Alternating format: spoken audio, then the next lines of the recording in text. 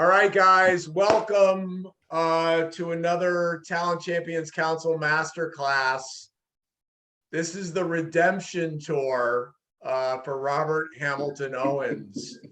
That's what we're calling it, the redemption tour. Right. And he is really with us. He was with us so early that he actually got to take a shower. He said, "Hey, I just got back from my workout." He was all sweaty. I said, "Go take a shower. We got plenty of time." So he's showered. He's ready to go. He's ready to roll. So super excited to have Robert here. Before we get started, let me do just a little bit of housekeeping. So couple things. We have a bunch of master classes set up, so make sure you put these in your calendar. You should be getting notifications. If you're not getting your weekly newsletter on Fridays, let Kathy know, because that's your register. That gives you links to register and gives you news of all things TCC, but also our future guests. So on September 28th, we have one of my favorite people, Shante Lowe. Shante is a 4-time Olympian. She would have been a 5-time Olympian, but she was recovering from breast cancer and got COVID right before qualifying for the games. So Shante is going to be with us on September 28th. Then we have Merrill Hodge. If you're young, you know him as the guy from ESPN. If you're a little bit older and you're my vintage, you know him as a bruising running back for the Steelers and the Bears, and just an absolutely terrific guy. So he's October 12th. And on November 9th, we have Brian Scudamore.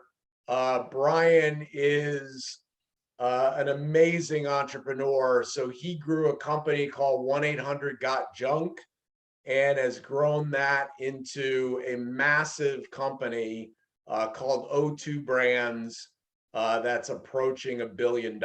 So Brian is an incredible entrepreneur, hysterically funny, thinks way outside the box. He got on Oprah years and years ago, and that helped blow up his business. He has a book that I love to promote. It's called WTF, Willing to Fail. And this is one of my favorite books. I read it sitting in an Adirondack chair in about, I don't know, an hour, hour and a half, but it's absolutely incredible. So tune in for those. For anyone who's not been on a Talent Champions Masterclass, somebody like Fallon, so welcome. The format is Robert and I are going to spend about probably, I don't know, 25 minutes chatting. We've got some stuff that we've actually been talking about offline that I want to cover. And then we're going to dive into Q&A.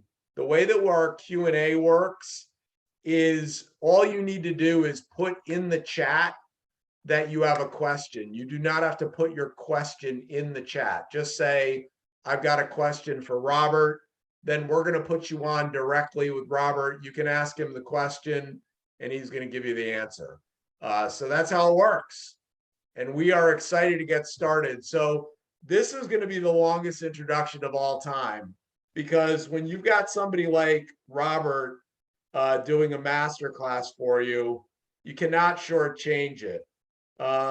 So I'm stealing in full transparency, I am stealing this from a podcast that he was recently on, and she wrote such an incredible introduction. I said, if you can't beat him, join him. I'm going to just steal it. So here it goes. So Robert's life goal is and has been for 40 years to encourage, help, and mentor as many people as possible. He has a passion and a calling to see people gain confidence and accomplish much more than they think they can. That is why his book is entitled Beyond Average. Robert made the choice many years ago to not be average. His story is compelling, to say the least. adopted at 3 months old from an orphanage. He was a special needs child with bad ankles and feet. Growing up, he wore corrective boots and didn't run normally until 6th grade. His mother had lupus when there was no cure. When he was in 5th grade, she broke both of her arms at the same time, falling, and then broke her ankle. She died later in a hospital, but was resuscitated.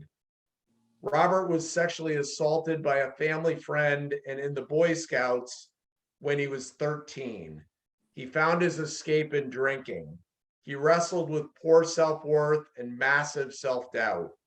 However, he found his niche in surfing, playing water polo, and swimming in high school. His coaches became father figures to him. They told him he was special and talented. Robert began to believe it. Robert lived a pretty destructive lifestyle in high school and in the first 4 times he went to college and university. Ironically, his father was the presiding judge of Orange County, California, and Robert was arrested by 16, I'm sure much to his father's chagrin. Because he loved adventure, he made his first 2 jumps out of a plane at 16 without his parents' knowledge. While lifeguarding at the beach, he became friends with the United States Air Force pararescue reservists. They told him he was going to die if he didn't change his lifestyle. They challenged him to train to become a pararescueman. He took the challenge as he knew he needed the structure and change in his life. He stopped all of his partying and trained under their watchful eye.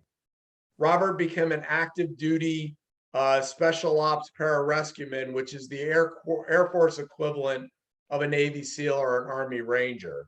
He enlisted in the Air Force at the end of the Vietnam War when others were trying to get out. Everyone told him he was crazy and were disappointed in him for going into the military, including his parents and girlfriend. In Robert's pararescue training class, there were 115 candidates. Only 7 graduated. Robert was made the team lead of the 7, and he found out that he wasn't average. He found purpose and fulfillment helping, saving, and rescuing people as a combat paramedic. Robert's confidence continued to grow. He attempted a winter ascent of Mount McKinley and Denali in 1976, which had never been accomplished. He took bodies off Mount Mackenzie as well and did rescues from 1975 to 1978. After serving in the Air Force, he began a smuggling career into Eastern Europe in 1978. He then completed year 3 of Ironman in 1980 in Honolulu. He is the last active Ironman today competing for year 1, 2, and 3 in Honolulu. Competing from years 1, 2, and 3 in Honolulu. The next year, the World Championship moves to Kona, Hawaii, and he did Kona in 2003. Robert has the longest active Ironman career in the world at 43 years. He presently is training for number 13, his Ironman in Florida in November. He married, raised 5 kids.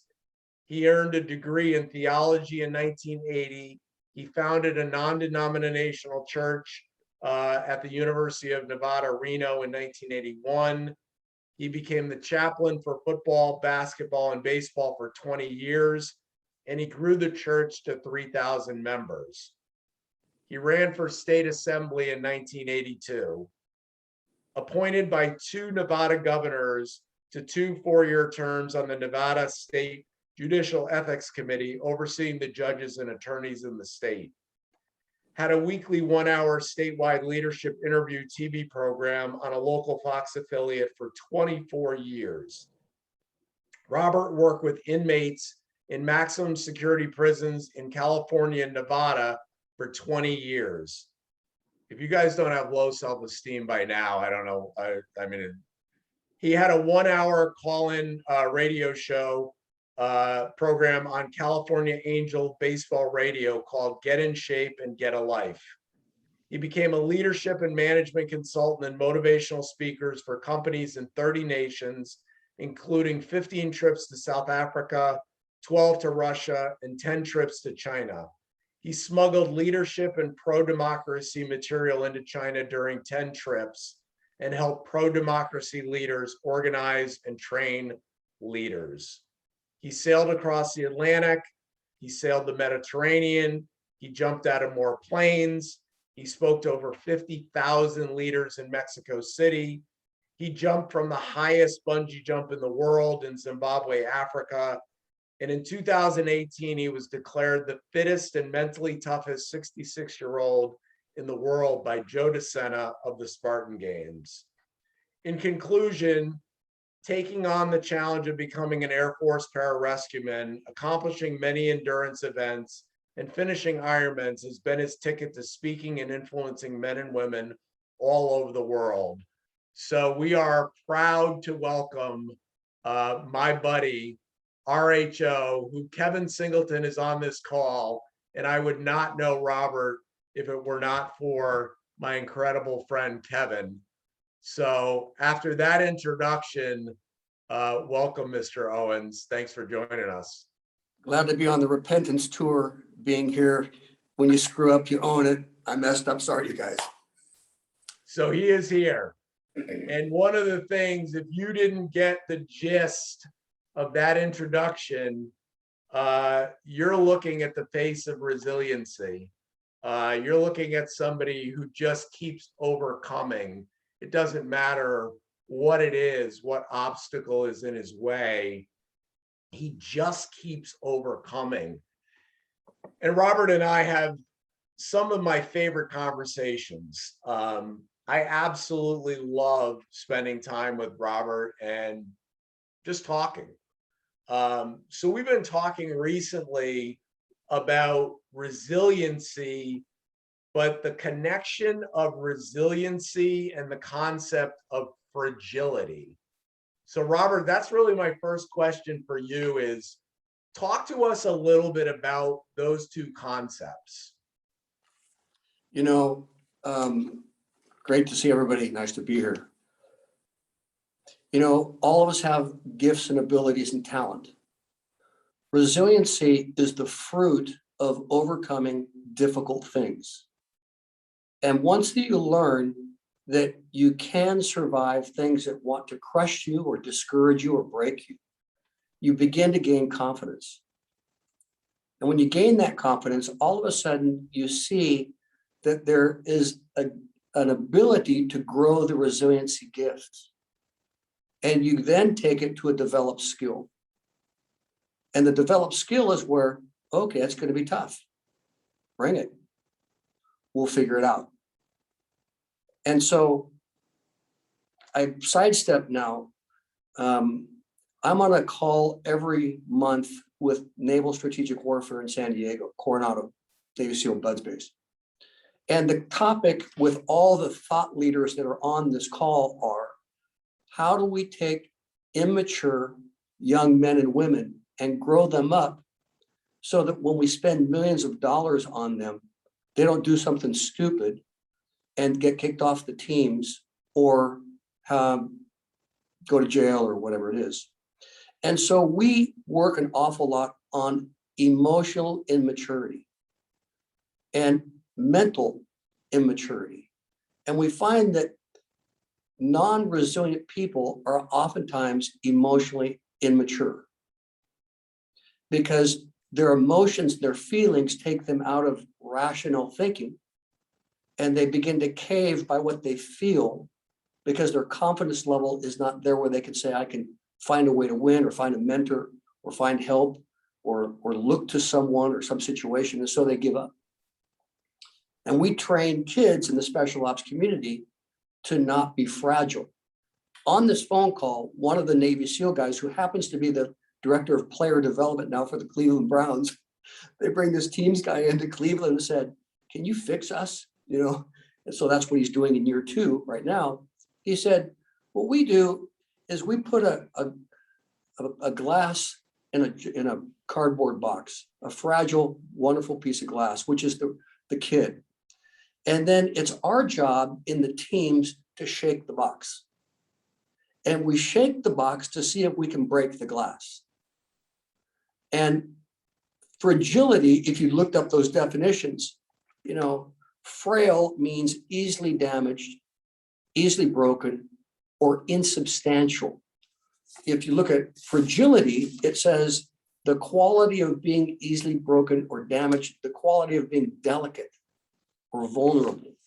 And frailty is weakness in character or morals, a condition of being weak and delicate. Well, all of us are weak and delicate. All of us have frail, fragility, fragileness in us in the right circumstance. When you have a sick kid, when you have issues with parents, when you have a tough marriage, when you have life, all of us are vulnerable to being crushed or giving up. What we do is we work on developing people's confidence so that they can make it through anything that comes their way. And we find with leaders, most leaders, especially entrepreneurial leaders, are really fragile because they're so vision-minded. They're not in contact with the stuff inside of them that they've bypassed for years to develop. So they drink too much, they do porn, they do obesity of eating, they don't have any discipline, they do those soft skills that they use to take care of themselves because they're so focused on a dysfunction called vision. And when you're a visionary, you just think everybody thinks like you think, and they can't understand why people don't think what way you think. And so we find in the crisis coaching business, we find that we've got to say to folks, what's going on? And where are you frail, which no one wants to admit that they are? Where are you having difficulty with your resiliency or being resilient? I mean, you've done this 4 or 5 times. Can you do this? You may have to do this for the next 20 years, 30 years. And then we begin to help them process their stuff. And the good part is that, like in my life and my friends' lives and the teams or the athletes, whatever, you learn that difficult things grow you. And if you look for difficult things to be a blessing or difficult things to be a growing experience, you turn it from the negative to the positive, and you get those rich rewards of, oh, I didn't know. I'll give you a story. So when I'm doing 1980 Ironman, I pass out in a guy's yard. It's a hot day in Honolulu. And I just go boom. And I do the wiggle on the ground, and I'm peeing in my pants. I'm saying in my head, take control of your body, will you please? And my body's not responding to my head at all. Anyway, so I'm laying there and these guys come and put these Gatorades in me. And I think I'm cooked. And then they say, you want to stand up? I go, yeah, can I? And they stand me up. And they say, let's walk around the block. So I put my arms on both of these guys' shoulders, and I'm just walking, trying to get my equilibrium back because my pee was dark brown. I mean, I was just cooked. It was a bad hydration day. Anyway, they say, now you walk without me. And they took their arms off, and I walked up and down the block, and I said, I'll be doggone. And then I got back. I was in 16th place. I woke up on the sidewalk at 54th place. I got back. And when the race ended, I went, no, I'm just getting going. I was passing all these guys up, thinking I'm just getting back in the game. And people said, what were you doing? I just passed out of the course, Well, once you find out that that's not a deal breaker, I've passed out 2 more times. Bring it. I don't care. If I pass out, I pass out. If I hit the wall, I hit the wall. Why? Because I have the confidence now that the things that are deal breakers for some are not deal breakers for others. And all of us have these walls in our lives. Whether it's kids, my kids have broken arms, broken legs, car wrecks, blah, blah, blah. One does drugs. I left my son in jail for 6 months on his 3rd DUI. I thought, what am I doing? I was embarrassed. I was ashamed. I didn't know how to respond. So I went to other parents that had their kids who were messed up and said, what are you guys doing? Well, I fit real good with these guys. We had great conversations. Today he's an airline pilot. He's 12 years clean and sober, but I had to figure out how to get through that thing. And for you guys that are listening, the goal of this conversation is to say, you can do it. You can make it. Your employees can do it. Your employees can make it if you give them the right framework for them to learn how to function, because most families don't teach the kind of skills that, life dishes up to you later on in life when you're out of the home. You just survive them. And we want people not to just survive, we want people to thrive. And we want people to say, I can do this stuff. I had a lady in my church, she had 5 miscarriages. 5. And I said to her, oh, I'm so sorry. You had another one. She goes, it's all right. I'm going to have my 7 kids.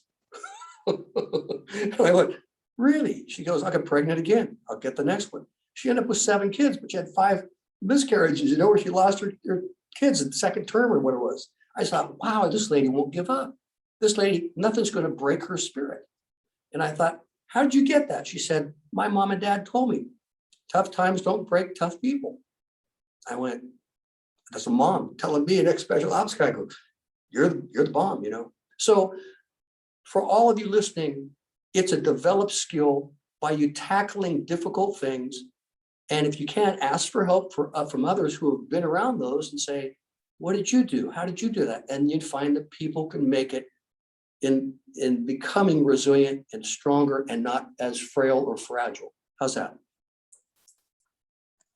Robert, what would you, it seems as though we're getting softer as a society, maybe less resilient, more fragile. What's the number one thing that we can do to start to hone those skills? Is it to deliberately put ourselves in discomfort, or is it the way that we think about challenges? I hope that all of you have read the book Grit, on why kids quit. And the term is they don't have grit. And then the book that follows is Grit for Parents, or teaching your kids how to be gritty. There's something about the fight. There's something about letting people work through their stuff. And the challenge is that we try to keep people from pain. But pain is the thing that causes us to grow. And you can't protect a person from emotional pain, mental pain, relational pain, financial pain. I want to protect my kids and my grandkids, but I know that the school is in the suffering. The school is in the digging deep. The school is in working the 2 jobs. The school is in budgeting. The school is just going through the pressure. And when we keep people on staff in our workplace from having to do the difficult thing, we're really doing them a disservice. And so our culture is, let's protect people from anything that hurts them. And that's not the way life is. And so you've got to find out what's legitimate pain, legitimate suffering, versus that which is not going to be of their best interest. And that's hard to figure out because you want to protect. But I would say that it's your job to help people grow through things that they don't want to grow through. And smile at them and love them unconditionally while they suffer. I've had 3 kids in jail at different times. But when that one son of mine, I said to him, he said, Dad, get me out. I said, no, you deserve to be there. You earned that place. You can eat, get up at 3 a.m. and just enjoy the heck out of yourself there. And he kept writing me cards saying, hey, Dad, get me out of jail. And I didn't hear the sound that I wanted to hear. The brokenness, the humility, the teachability. I didn't hear it. And finally, he wrote me a card. He goes, Dad, I'm screwed up. And I went, duh. Why don't you give me the first 15 ways? give me the first 15 ways you are a screw up. And I wrote him that. And so he wrote me a card back, because you only get a card with a pencil, Dad, this is where I'm screwed up. This is where I'm messed up. And when I heard that sound of that brokenness and that teachability, then I went and got an attorney and got him out of jail, And he went to AA and blah, blah, blah. There's got to be something where there's a teachability and a humility of help me, teach me, show me. Or you can repeat the same pain over and over again and you don't grow. You know, growth equals change, but change does not equal growth. You can be repetitively stupid. You don't learn from it. And our goal for our lives and for those that we're responsible for is to help them find out it's a teachable moment. Do they want to be taught? And do they want to learn?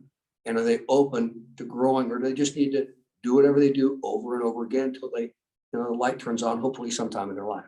I think we protect people, and I think that we do develop soft kids. And I'm not here to be Joe DeSena, who's got his kids at 3 a.m, spray them with 12 years old in the woods, But I do believe that there's a wrestling, the chicken inside the egg, and you got to peck your way out. And we get in the way of that process sometimes. Yeah, I read this today, ironically. This is a quote, I think, from James Clear. It says, strangely, life gets harder when you try to make it easy. Exercising might be hard, but never moving makes life harder. Uncomfortable conversations are hard, but avoiding every conflict is harder. Mastering your craft is hard, but having no skills is harder. Easy has a cost. And I thought, man, that is apropos for today. And I think when you change your mindset and say, I don't want easy, I want hard, because that's the only way I'm going to see progress, that's when things can start to change. And you start to worry less about the Delta variant with COVID or whatever it is coming, and you just go, okay, whatever it is, I'm going to get through it because I've built up those calluses. Any thoughts on that before we open it up to some Q&A? Yeah, I want to come off as somewhat normal, but this doesn't sound normal, I'm a Goggins fan in that I believe you're supposed to do something difficult every day. I believe there's some place that you're supposed to wrestle with yourself and take yourself on and win over your mind and your emotions every day. And if you get used to taking yourself on and wrestling, developing the grit, if you can do that, you'll find that resiliency and that strength grows. And you'll find over life, if you'll take those issues, whether it's smoking or drinking or eating or being bitter or being mouthy or not learning to shut your mouth, whatever it is, if you can take yourself on and every day get a little bit more of a win in that area, you'll learn to wrestle with yourself in other areas too. And the things that used to be overwhelming begin to dissipate, and they're not overwhelming. Once you learn, there's a weird thing, once you learn to be a warrior and you begin to go into the fight with yourself and take yourself on, maturity happens. Immature people are undisciplined people. Mature people are disciplined people. Emotionally immature people, as I mentioned before, are people who just are always, whatever happens, they just flow with it, versus no, boom. No matter what happens, that's not going to be the way I'm going to respond. Counseling is like when people say, they made me do this. No one makes you do anything. It's your choice to respond to that situation the way you chose to respond to it that you need to own, versus they made me feel that way, they made me do this, they made me do that. No, that's your emotional immaturity, blaming them for your reactions. And once you learn to say, I own this, and I'm going to grow in that area. With our Navy SEAL kids, our Air Force Special Warfare kids and stuff, hey kids, you're gifted, you're smart, talented, but you're just immature. This is how you become not mature or immature, as they grow. And then we start that thing. If you start that at a young age, it's so much easier on the first marriage, second marriage, third marriage, so because you just don't do the stupid things. If you've learned those, I'm not going to go that direction when you're younger. Those hard things, Robert, I mean, I think sometimes people hear that and they think, oh, I got to run a marathon every day, or they got to do something I mean, do you agree that it can be little, it could be the cold shower, it could be just something that is a little bit discomforting. It doesn't have to be this overwhelming task. Oh, yeah, yeah, you bet. Nobody should do what I do, or like maybe some of us. The point is that, can you say, I'll only have 18 cigarettes today instead of 20? And then you wrestle all day long with, well, which two am I going to cut out? And then the next day you go to 15. Or I'm only going to eat one donut today instead of 4. Or I'm only going to be mouthy once today versus always cutting jokes and blah, blah, blah that just aren't needed. Anything that you naturally want to do that you know you shouldn't do, that's wrestling with yourself. That's Right. taking yourself on. And it doesn't take a marathon. It doesn't take some big athletic achievement. It doesn't take some big deal. It's just the things that you know you need to change, and then you don't change them. And then you live with that you know that you're not the person, the best version of yourself, because you just are lazy and undisciplined. When you finally get that revelation that if the ball's in your court and you can change, you can grow, starting with the littlest things, maturity begins to happen. Yeah. I was talking to Charlie Engle. So Charlie Engle, and we'll have him on at some point. Charlie ran across the Sahara Desert. He ran 111. He ran 2 marathons every day for 111 days to get across the Sahara Desert. And he's a plant-based athlete. And one of the things that he and I were talking about is he said people fail to become plant-based or vegan because they try to cut everything out and they make it this daunting thing rather than just saying, I'm going to cut back and I'm going to slowly, incrementally do these hard things as opposed to trying to kind of eat the whole elephant at once. Terrible analogy for plant-based, but Got it. and it's so true. It's kind of those little micro steps that probably get you where you want to go. For sure. Let me make this comment. For those of you that have employees or you work with groups, every day we model, every day we role model something, good or bad. The way we smile, the way we're quiet, the way we talk, the way we this, that, we model something. And if you as leaders would begin to take the ownership that you're modeling every day, how to be successful. Most people don't know how to be successful. They either are or they aren't, but they haven't figured out the grid. And if you begin to explain to them, this is what I do to be successful. You know, this is what winners do. This is what losers do. And you give the top, you know, I go into high schools and they bring me in, they say, talk life lessons. So I'll say to these kids, you know, tell me what a winner is. Who's a winner? And then give me 10 characteristics of a winner. And then I say, who's a loser? We write that up on the board. They call out my dad or my mom or my brother or whatever it is.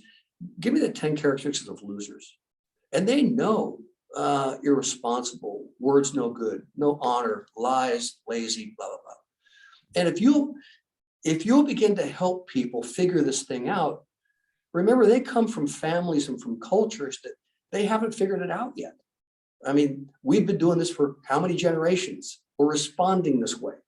And if you can begin to help people figure out this is what you do to grow, they will become loyal and they will thank you because you're not only using them and being an employer, but you're caring about them and giving them skills. And you're telling them you're patient with them. I won't let you do it forever, but I'm going to be patient with you while you grow out of this stuff into where we're going to go. And they'll thank you forever. I have people all the time. Hey, Robert, you know, thank you for this. What did I do? Well, you modeled or you talked or you showed this. And I've been using that now, and it's saved my marriage or it's worked with my kids. And all of you that are watching, you're successful, smart people. But people don't know how to be you. And you've got to be real with them and honest with them and say, this is the kind of stuff that if you don't change, you're going to get fired again. I like you, I love you, but I'd fire your butt. You know, I've done that. I had a guy, an employee, and I said, I like you, I love you, I'm for you, but I told you to do it again, you're gone. And guess what? You're gone. And he goes, you can't. We just had Christmas together. Different hat. This is a boss hat. This is a friend hat. I took the friend hat. You're gone. And how can you do that? Because you just can't put up with stuff, but you can help them figure it out if they want to change. And people want to change oftentimes. And there are seasons in life. You change different in your 20s than you do in your 30s. In the 30s, get married, have kids, gives you different things in your 40s, in your 50s.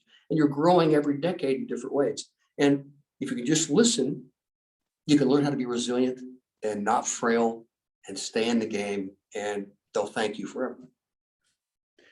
So speaking of bright people, we are going to go to my favorite Googler in Vermont, Jeff DeStasio. Jeff. Could be your only Googler in Vermont, actually, Scott. You are, yeah, that is true. That's true. I don't think there's many of you up in Vermont, but you're it. I appreciate it, Scott, Robert. Very grateful for you both taking the time to put this together today.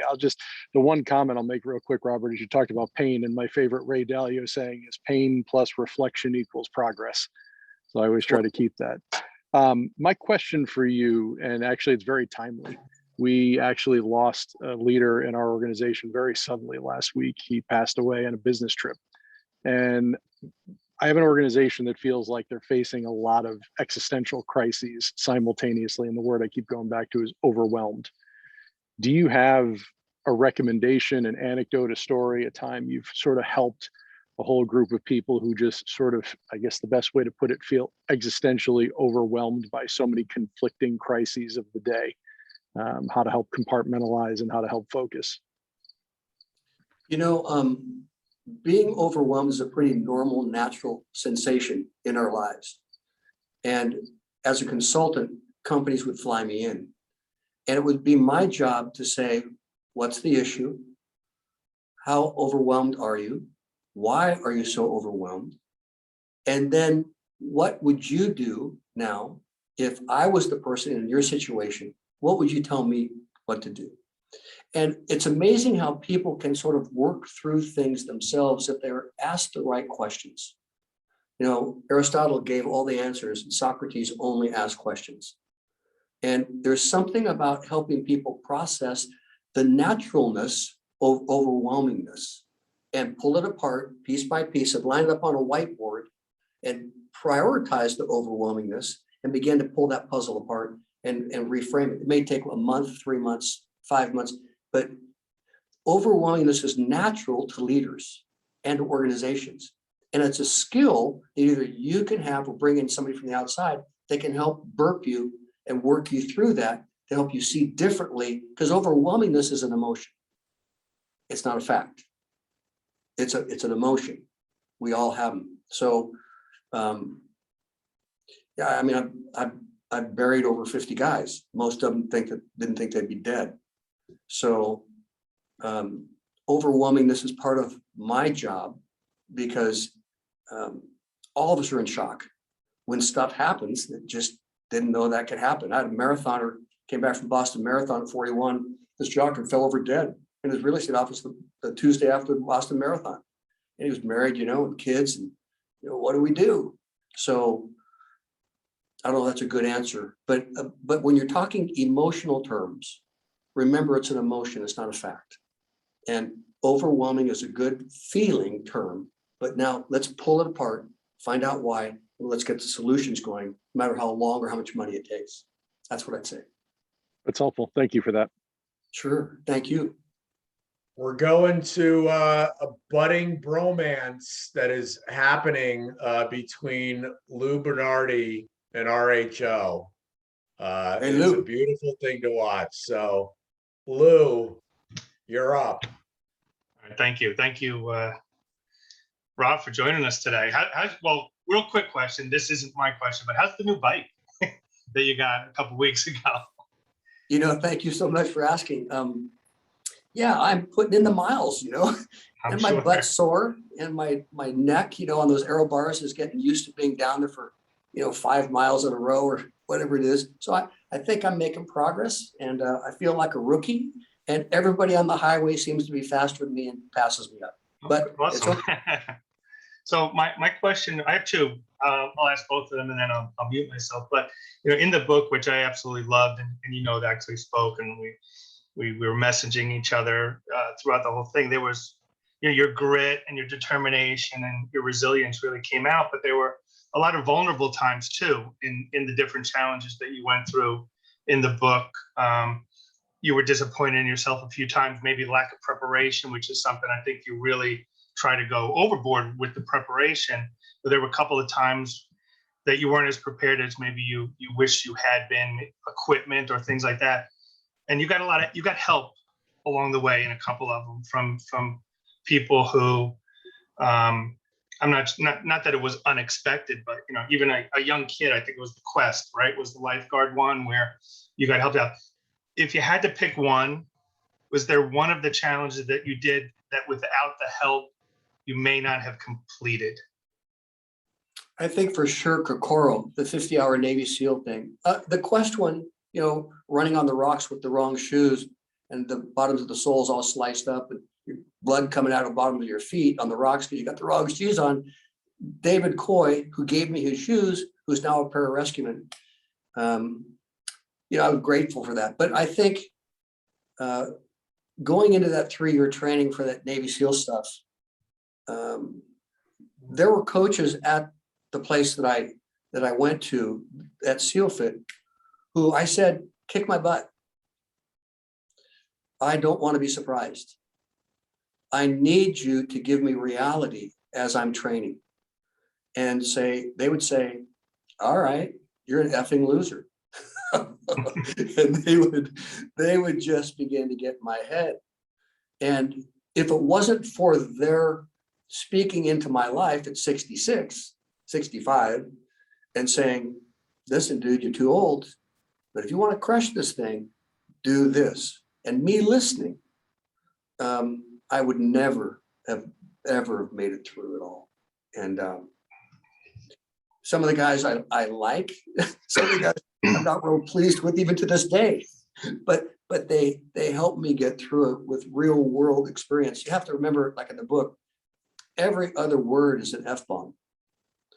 And they're bringing their negativity to see if they can crush my positivity. They want to get in my head and see if they can break my will to succeed. And I had never really been, as most of you haven't, in a completely negative environment nonstop. Effing loser, effing embarrassment, effing this and effing that every 2 minutes for 50 hours. But they told me they were going to do that. And they began to do that to me in training. Air Force is a little bit different. Navy, Marines has its own culture, and I'm appreciative for those guys mentoring me before I got in there. Just a real quick second question, if you will. I know you have an Ironman coming up, but do you have anything epic or bigger or another challenge? Because I think knowing you, there's got to be something in your mind that you want to do that's outside your comfort zone. I just was mentioning to Scott, I got a challenge from the guy that runs the 777. He said, hey, Owens, in April next year, it's coming out April, we're doing a North Pole Marathon. Are you in? All right. There's a club in the world, and the club is that you've done all 7 continents and both poles. So when you do the 777, you get Antarctica, but then you got to go, if you want to be in the club, you got to go do the North Pole. And so I was mentioning to Scott, it's going to be $20,000 to do this next event. I don't have another $20,000. I spent $40,000 to do the 777. My wife said, this is it. Never again, right? I mean, this is way over the edge. Investing in yourself. Anyway, so in April, if I'm come up with $20,000, if some of you guys want to sponsor me or do whatever, I may end up doing that one. And then there's another one that a friend of mine did. He rode across the Atlantic. And there's now a race that goes from the Canary Islands to Antigua. And he did it in 42 days on a 6-man team. And he's going, hey, Robert, you've sailed the Atlantic, you ought to row it, And I'm thinking, it's an aerobic exercise. It's not anaerobic, you don't drive your heart. You just got to stay in the game. And so he and I are talking about that. just was talking to a team in Hong Kong that may be looking for some guy to come help. That would be an over the top kind of a 1-2, but the most pending one may be this North Pole Marathon. How's that?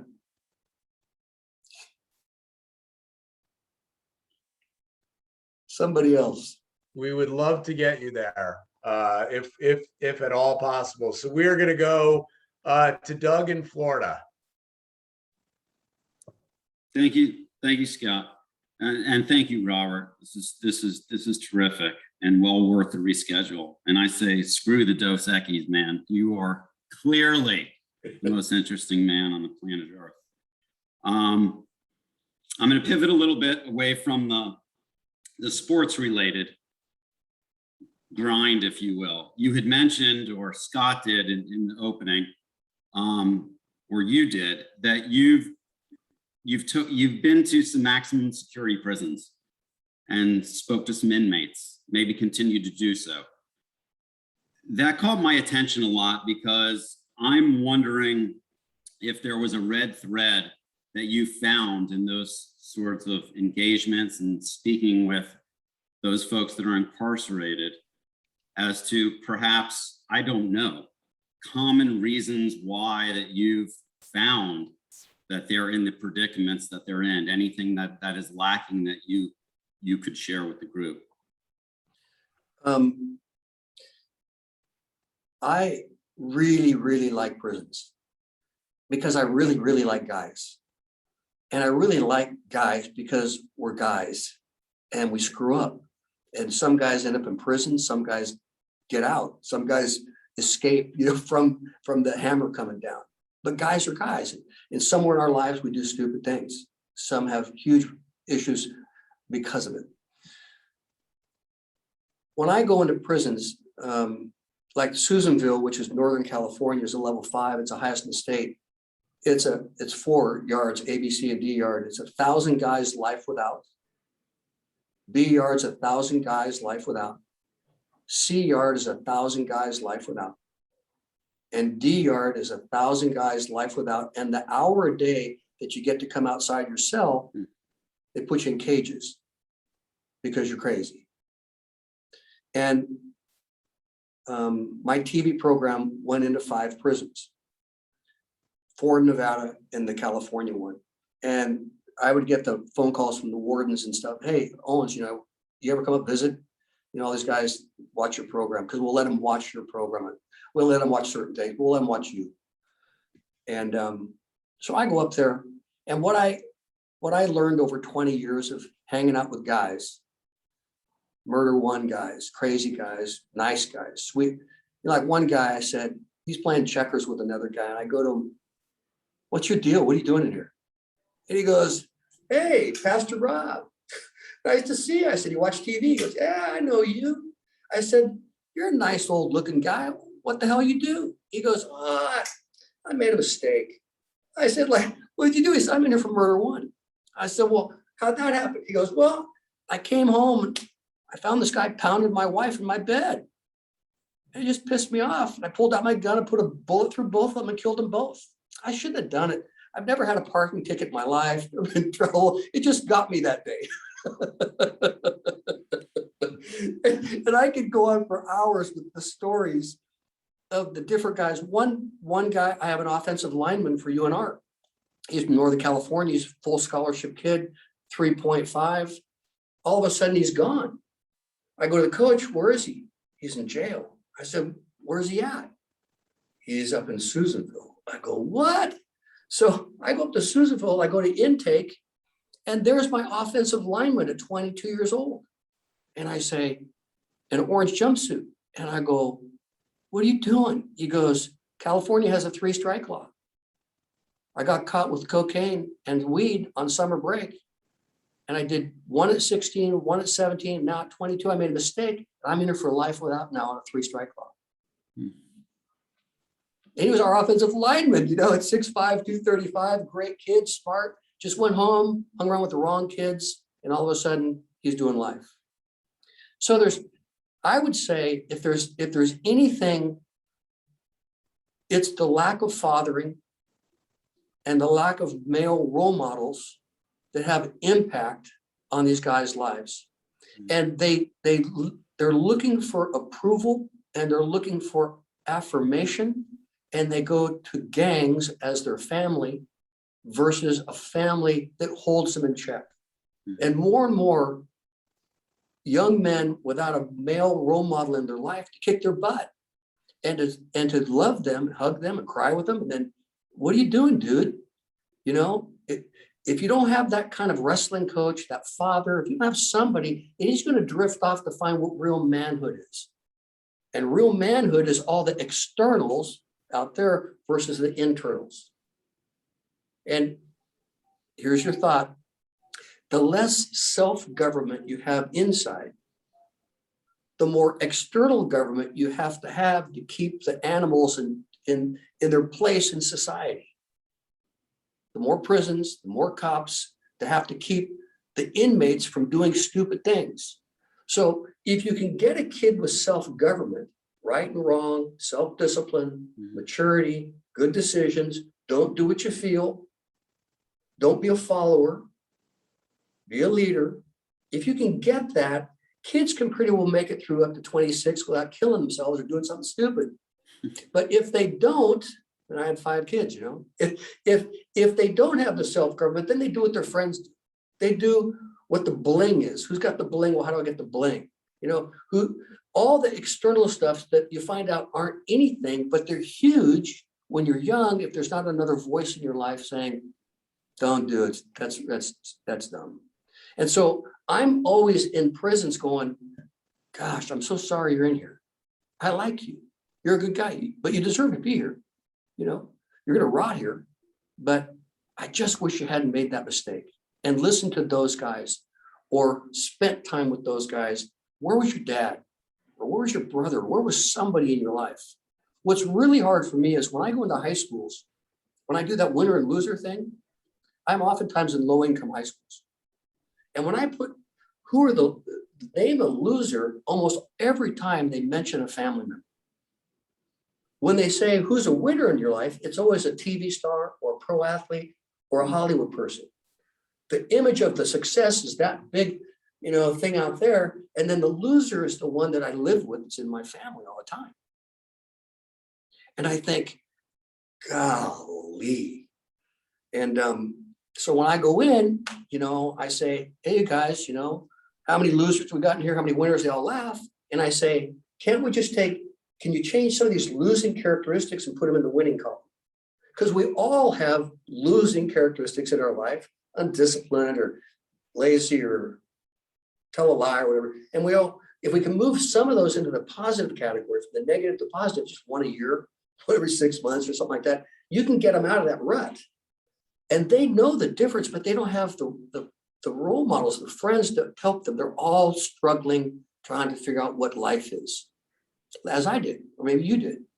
The reason I was a pastor was I was putting a guy in a body bag one day, and you know, I was wheeling him in front of his wife and his kids, and I didn't like church. I hated church. My parents made me go, you know, and I said, God, a bunch of losers in here, stand up, sit down, put money in the bucket, you know, and then they go out and badmouth each other and gossip and blah, blah, blah. They say, don't you want to be like us? I went, no, are you kidding me? Get me away from this system. So I didn't have a big desire, this ministry thing. I put the guy in the body bag, and this voice comes in my head and says, hey, Robert, I want you to out of the military and go to ministry. And I went, no, that's the devil. That is not God speaking to me. I hate that system. I don't want to go back. I did years in that system. And then nothing. The voice went back later on after deliver this guy in a body bag, going back in my helicopter, and says, why don't you do something with kids? Do something with screwed up kids like you would. I could do that. That's not hard to do. And so then I just percolated, sat on that thing. And finally, when I'm getting out of the military, I read this book. And this book is about the Cold War and about pro-democracy stuff and Christian literature and smuggling. And I read this book and I thought, well, if I'm going to get out, I'm going to be bored. I had to get out of the military because we have budget cuts. And they came and said, 20% of your unit has to quit. Across the board, all you pararescue guys, you got to get out. It's the end of war, budget cuts. Which one are you going to get out? My guy came to me and said, hey, you know, you're one of the younger guys here. I think you ought to get out, go back to college, GI Bill. I said, no, I love it up here. I love what I'm doing. All right, well, I'm going to have to cut some people. And I went, crap. So anyway, he said, I'm going to cut you. And I said, thanks so much. What am I going to do? I'm bored. So I said, I read the book and I wrote the book. I wrote hey, I'm a special ops guy. I'm getting out of the military. Can you use a guy like me? And wouldn't you know it, the guy writes me and says, I want to talk. And all of a sudden I have lunch with this guy. And what he did was really interesting for me. He said, what do you want to do with your life? I said, I don't know. I just got done being a PJ, you know, I really wish I was back in. He said, come here. And he put a piece of paper in front of me with a pen and said, I'll be back in 30 minutes. If you could not fail, everything's paid for, you're smart enough, couldn't fail, what would you do? Give me 3 things in your life. I'll be back in 30 minutes. And I sat there and said, what would I do if I could not fail? And so I wrote down, number 1 would be adventure. Number 2 would be travel. And number 3 would be helping people. And so he came back with a piece of paper and said, you want to work with us? I said, what do you want me to do? And you guys would love the story. Nobody ever asked this question, so it's running on a little bit here. He said, I want you to fly to Denver. And he bought my ticket. I got to Denver, guy picks me up at the airport. He drives me to a motor home factory. And I can't mention names and stuff because they're national brands. And I go, wow, there's a big factory. We go through the factory and then there's this wall and pushes the button, goes, and all the motor homes in the back were all customized smuggling motor homes. Thank God they weren't in the drug business back then. And so he began to say, this motor home, this size motor home, this is how the walls move, this is how the bottom moves, these are steel plated floors, you know, all this stuff. He says, I need you to take this motor home down to Houston, and I need you to take it down there and put it on a boat. Then I want you to pick it up in Amsterdam. And we go to this town, blah, blah, blah. They'll be waiting for you in Amsterdam. You'll get your orders when you get there. And I'm 27, maybe 26. I started this while I was in college. And so I go and I deliver the thing, and they said, here's where you're going. And here's your stuff. And when you get to the Romanian border, burn this stuff. Here's your partners, 2 other guys. Memorize all this stuff, what you could do the next 2 weeks. Where, what time, this house, turn left, these cities, deliver this material, gather this stuff out, you know, take it out to the West, because there were Helsinki peace accords under Carter that were being violated by putting the nuclear warheads on the SS-22 missiles in invisible cities. In invisible cities where there's 100,000 people, but it's not on the map. Because the Russians took all the names off and they just hid people, and they had military installations. Anyway, so we would go to invisible cities and we would drive in and act like college kids out of football and a frisbee. And I took my snow skis and we'd act like college kids, and we'd be delivering stuff and picking up documents, getting them back out to the West. And I started making those kind of trips, gosh, for 3 years. You know, just, okay, show up, deliver a vehicle.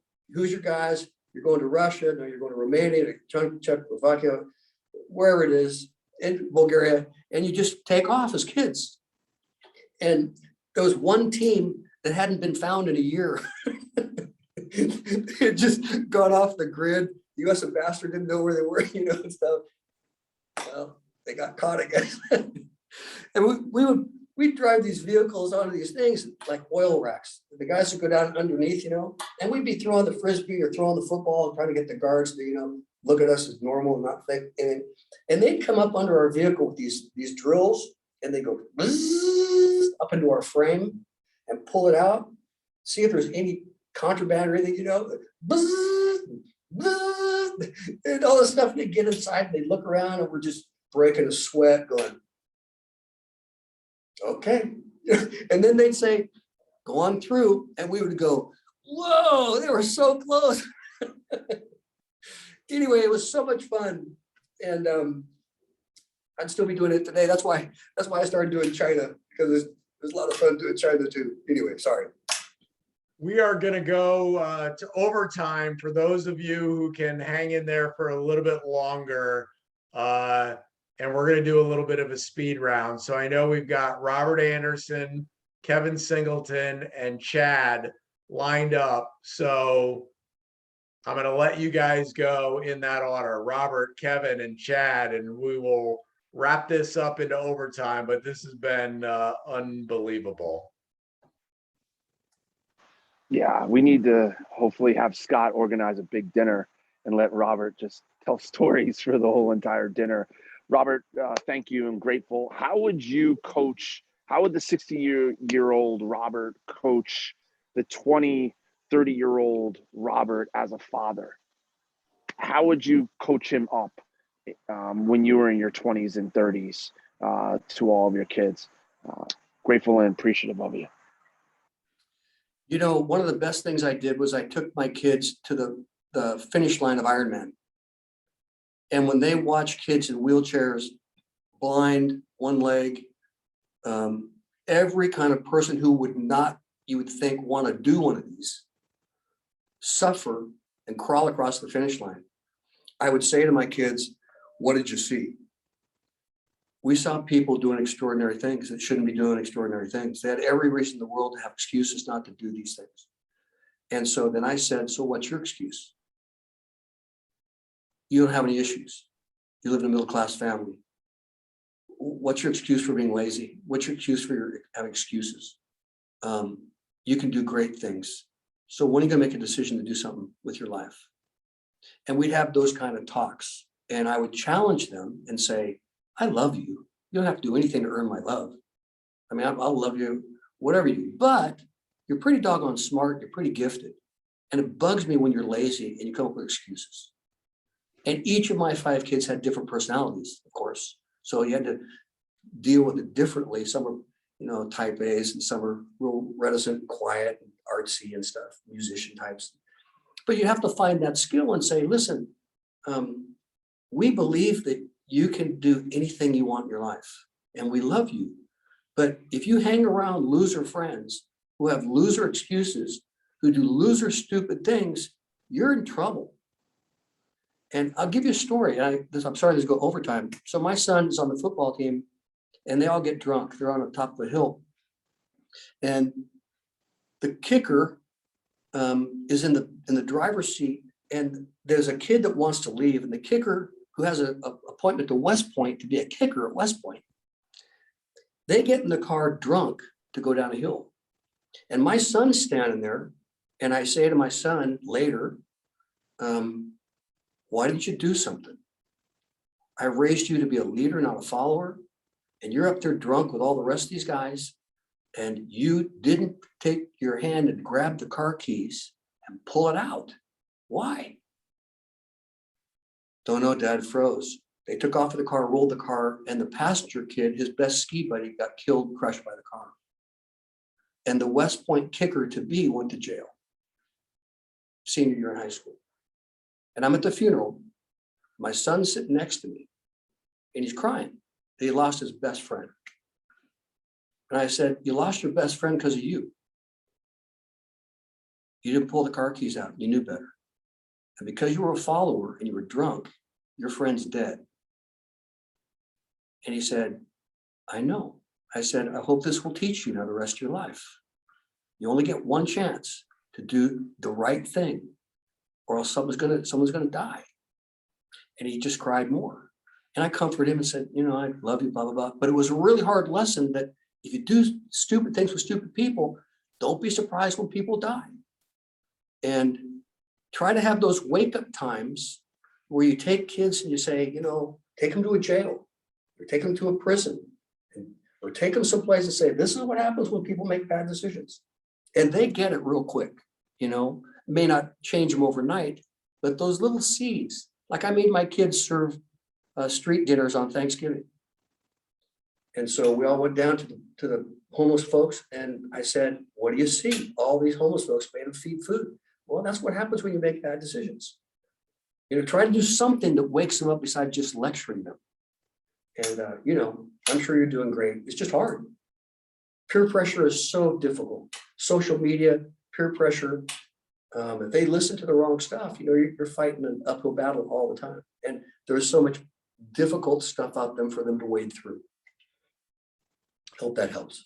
We're going to Kevin. So without Kevin, I wouldn't know Robert. And I remember distinctly Kevin telling me about this mythical person. And I'm like, there's no way this person exists. Like, what are you talking about? I thought Kevin was doing a little bit of exaggeration, but needless to say, when I really got to know Robert, I found out he was even more spectacular. So No, Mr. Kevin just always Singleton, wants. if you're still on, I'm here. Can you see me? I Is my camera can. on? I can see you. So I would actually like to yield my position in the Q&A to the gentleman from the Golden Gate State, Chad, because I'm going to ask Robert to end with a funny heart attack story. Okay. And Chad's question is probably going to be something, more substantive. And I do have a question that I want to take offline. How do we get the effing culture stuff past our HR departments? But Chad, go ahead with what your question. I'm gonna ask him the heart attack story afterwards. That'll be a funny ending. Sounds like a true point guard that you are. Appreciate the bounce back there, Kevin.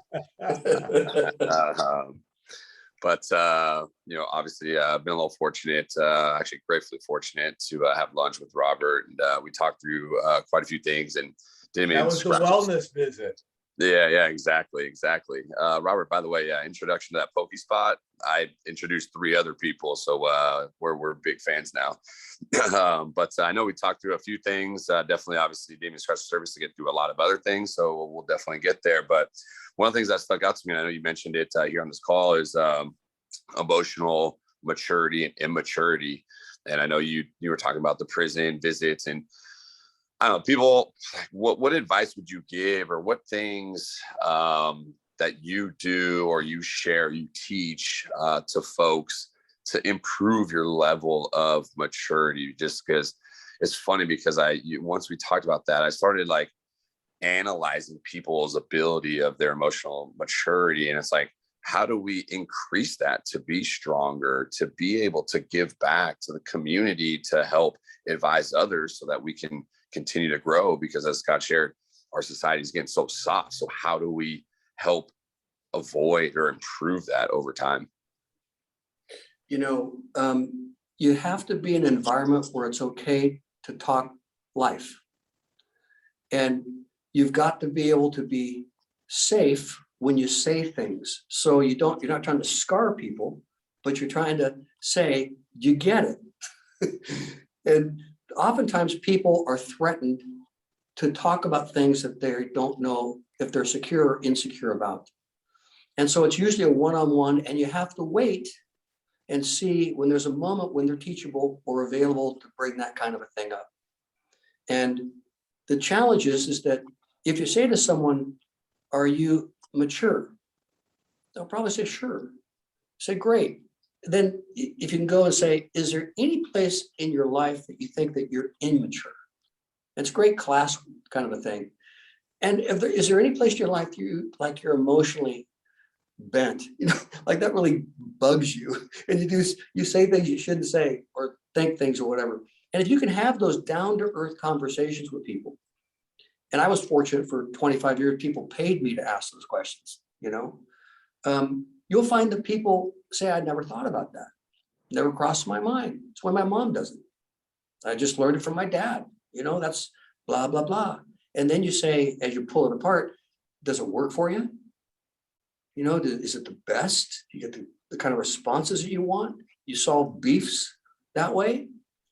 And they begin to think, and throw them a bone to think on one week, and then throw them a bone to think on another week, let them stew in it, and if you can have those kind of conversations, people will think. And what we don't do a lot of is think. Most of us are too busy with everything but thinking deeply or quality thinking. And people don't mind thinking, but they don't know how to process what they do think. Who they're going to process it with. So if you guys as leaders or employers or whatever, if you can help people think, you'll do them a great service, because some of them will really want to change. They just never thought. I mean, if you can't think it, you can't do it. And if you've never thought it, you're stuck, right? So here, think on this as a group, think on this. And when I was consulting for a security firm up in San Jose, they had a real bad communication culture. They would rather text each other than walk around the cubicle and say hi. And they'd rather badmouth each other in the office with texts and emails and then smile at each other at the lunchroom. And I said, you guys suck. I mean, this is a dysfunctional family. And so what is it that keeps you from actually saying to someone, I didn't like what you did, or this or that? And they got 500 employees, and blah, blah, blah. They were never challenged that they could be a better team and do better in their communication, but they come from dysfunctional homes too. And they just carry that stuff. And if the company doesn't, well, I'm getting off on stuff. Anyway, that's what I would do. Get people to think. Hopefully they'll, what we say in the Jesus business is, what is Jesus doing? Only do what you see Jesus doing, because the only thing that's going to work is what he's doing. And if he's not doing it, don't even bring it up, because it's going to water on a rock, just what is God doing? And if you don't see God doing teachability, humility, openness, growth, if you don't see that, probably not going to get it. Trying to force someone to grow up doesn't work. Love it. Kevin Singleton, bring us home, All right. brother. Okay. Remember, Rob, we have to talk about the benefits of effing culture, how to get that past HR. We got to talk about that offline over a glass of wine and a cigar. But my question is, please tell your heart attack story. I didn't realize that you really had a heart attack, and tell the funny version of it, please. And that would be a good way to end. Oh, I don't know. I don't make my last Ironman, and I'm weak, and I know I'm going backwards in my CrossFit workouts, and I just come home and have a heart attack. And I go, well, shoot. So I wake up one morning in bed, and I go, there's a kettlebell sitting on my chest. This left arm feels like it's dead. And so I say to my wife, I say, hey, wife, guess what? She goes, what? I said, I'm having a heart attack. She goes, no. I go, yeah. She goes, I said, but relax. And she goes, oh, no. And I go, relax. I don't need any negativity here. This is going to be a nice day. Don't freak on me. So I say, call the insurance, call the doc. Let's go have a heart attack. So I get out of bed and I get in the shower and shave. Well, it's going to be a nice day to have a heart attack. And so she's freaking out on the phone. And I say, okay, let's go. So we get in the car and she drives me to the hospital, and I get out of the car and I walk in and they say, hi, can we help you? I said, yeah, I'm having a heart attack. And the nice little 22-year-old sitting at the desk making $15 an hour, she goes, you're not having a heart attack. I'm having a heart attack. I need you to get me that wheelchair. I need to sit down. She goes, you look too good to be having a heart attack. I said, doesn't matter what I look like. Give me the stinking chair. I'm having a heart attack. So she talks with her friend, and they're both on their phones at the front desk, doing some phone thing. I go, I'm having a heart attack. And they go, all right. They push some button and some guy comes out, And so I say, hi. And they go, hi. What's your deal? I said, I'm having a heart attack. He goes, you are? I said, yeah, no problem. I'm having a heart attack. Just take me in the back, put me on the table back there, hook me up, and we'll be fine. He goes, you don't look like you're having a heart attack. I said, I don't give a rip what I look like. Take me in the back. I'm having a heart attack. And so my wife's going, he's having a heart attack. So she has to stay out in the front. So they wheel me back and they put me on this bed, right? And so it's an emergency room kind of bed thing.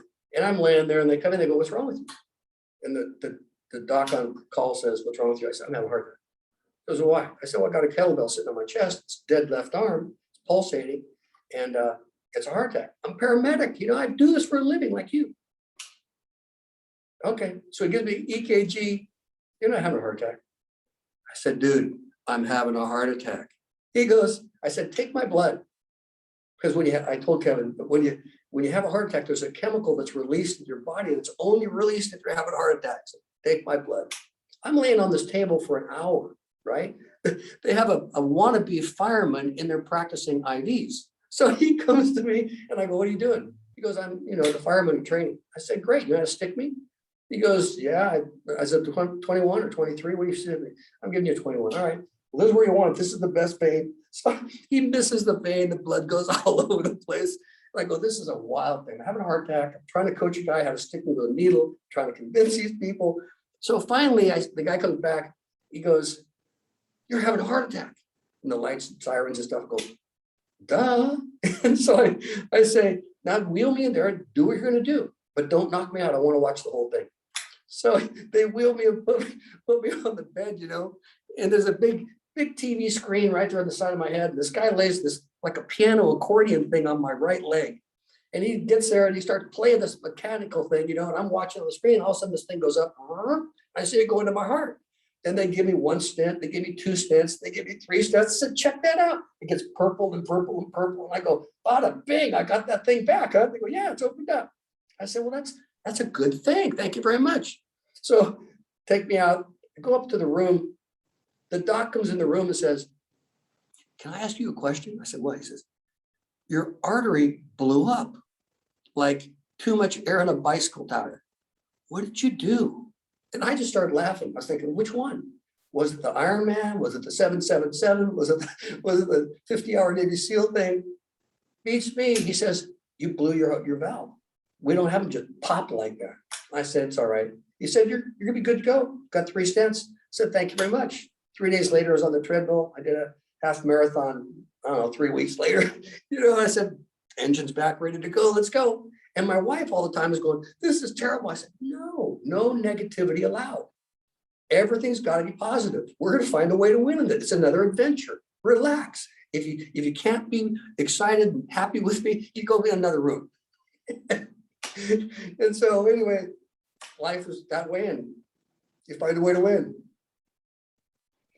Don't knock Well, me out. I want to see this. That's the best line. Don't knock me out. I want to see the whole thing. That is the proverbial cherry on top.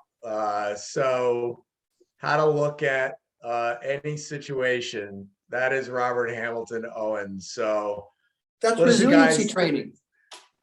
That's What's that? resiliency. That's resiliency training. That is resiliency training to the max. So you have helped us all tremendously today. I wish I didn't have a 1:30, but I do. I know everybody else has got lots of stuff to do during your day, but do me a favor. At the end of the day, kind of think about this. And then when the recap comes out, take a look at it again, because I think this can really change your life and change your perspective and change how you think. And Robert, I can't thank you enough for your friendship and all of our incredible conversations that we always have. I appreciate you and am incredibly grateful to have you in my life. So thank you. Thank you. For joining us on the RHO Repentance Tour. Hey. And let's get Robert, North Pole, South Pole, North Pole. North. Let's get Robert to the North Pole. We're going to figure that Good. out. So as a group, we're going to have a little meeting and figure out how to get that done. But thank you guys for joining. And I will see you guys for Shantae Low on the 28th. See you guys. All right. Thank Thanks, you. Robert. Thank you. Take Thank care, you, Robert. everybody. Hi, everybody. Thank you all.